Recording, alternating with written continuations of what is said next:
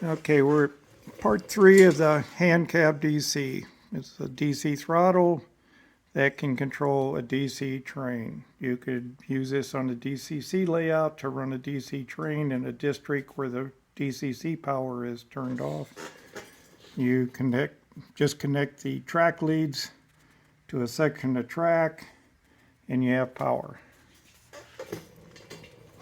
So I've got the throttle on here. This switch turns it off or on. And I'll turn the speaker to the internal speaker that's inside the throttle at first.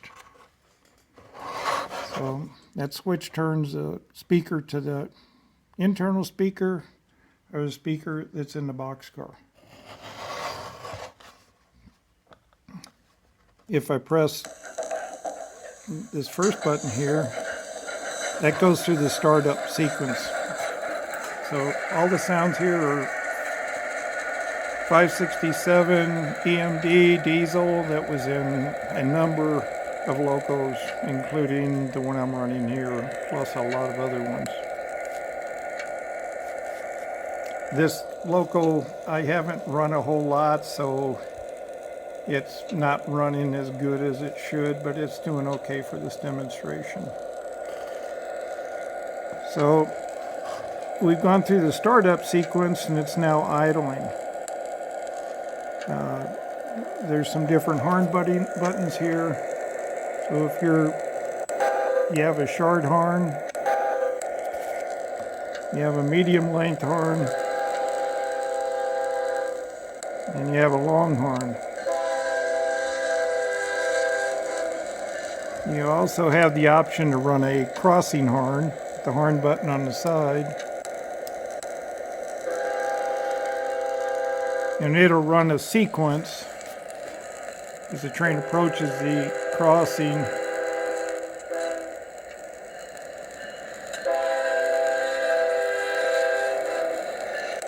And this bottom button on the side here will run the same sequence.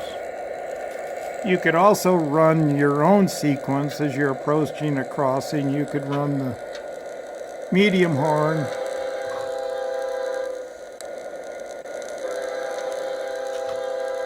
followed by the short horn, and then run the long horn. So you can either run the sequence or you have the option to do it yourself. There's also, if we're in the yard, there's a button here, turns the bell on. Press it again, it turns the bell off. You can also turn the sound off at any time, and it'll remember where it was, like if it's running at a higher notch or idle. And turn it back on and it'll come on. We can also, with the control, with the volume knob here, we can control the volume of the sound. So right now we're at idle. So let's say we're going to move forward. We put the train in forward.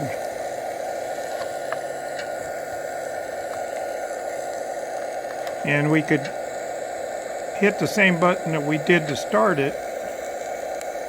And now it's going to notch up.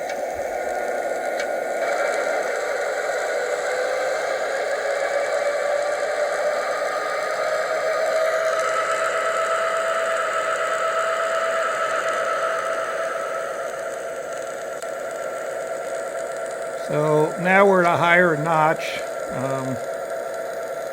You can call it whichever notch you want.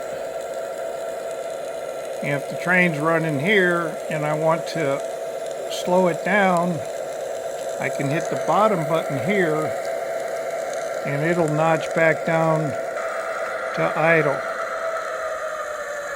and bring the train to a stop with the brake.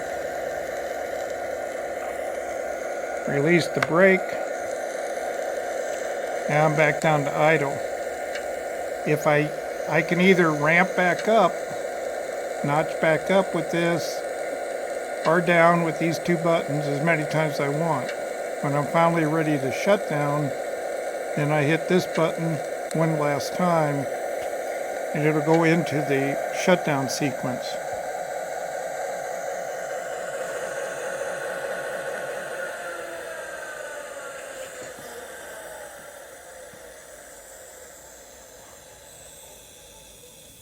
Okay, so now I'm going to flip the switch on the back here and get around here. And now we're on the speaker that's in the boxcar.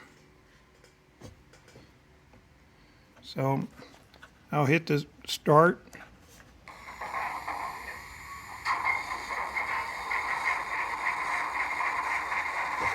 And since it's fairly close to the loco, you can imagine it's the loco.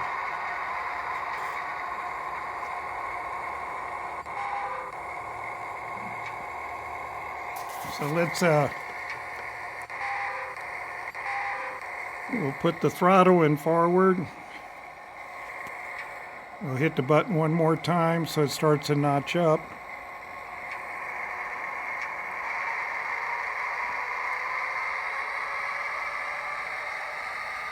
And away we go. So the throttle's set, the brake's off, we're in forward.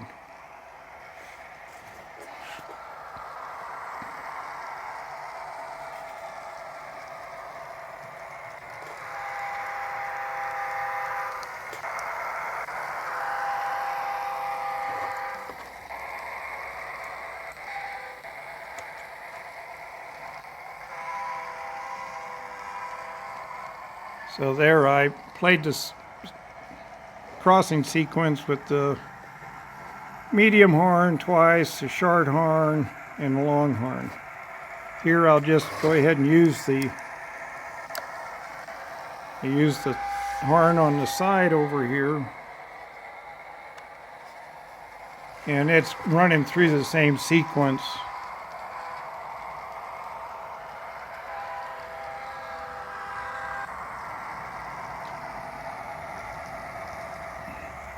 So if we're going to slow down, I can hit this button here and we'll start notching down.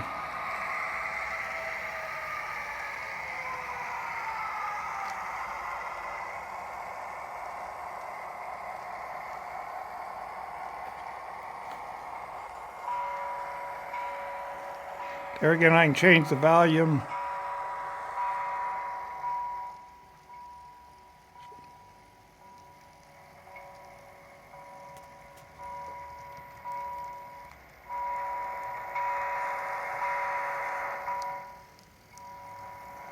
Turn the horn off.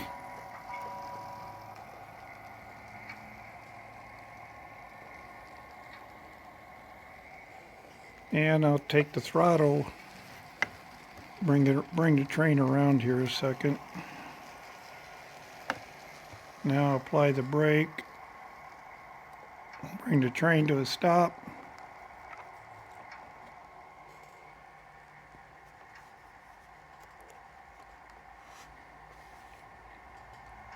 And we should be in the shutdown sequence now.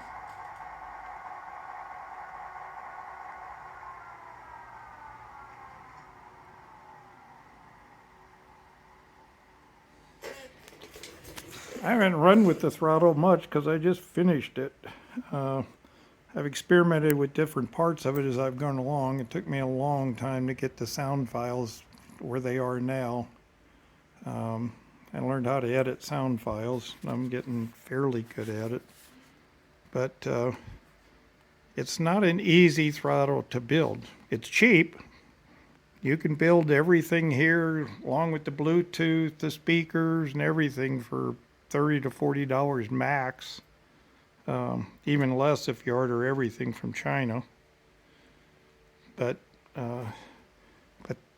there's a lot of electronics in here. There's the SD card reader, there's the amplifier, the Bluetooth transmitter, the motor controller, there's an Arduino Nano in there. There's a lot to the throttle, part-wise. I soldered most of it up yesterday and some the day before. Probably got about 6 hours of soldering on this. The red light we're seeing flashing is the Bluetooth transmitter showing that it's connected to the thing. But anyway, it's a fun throttle, and I'll probably use it some, but since I'm DCC, I'm not going to probably use this throttle very much. So I'll get the build files for the print files up on my Thingiverse account, along with links to them on my account. I'll try to get the all the build information step by step on how to build it. It's going to probably be another couple of weeks before that happens, since I've got some other obligations I have to take care of. So hope you enjoyed the video. The throttle is fun to use. You're not going to just turn a knob and go fast and slow with it. But that's what the real guys have to deal with also. So thanks for watching. Hope you've watched parts 1 and 2. If you come into this part, they explain more about the throttle and the parts of the throttle. See ya.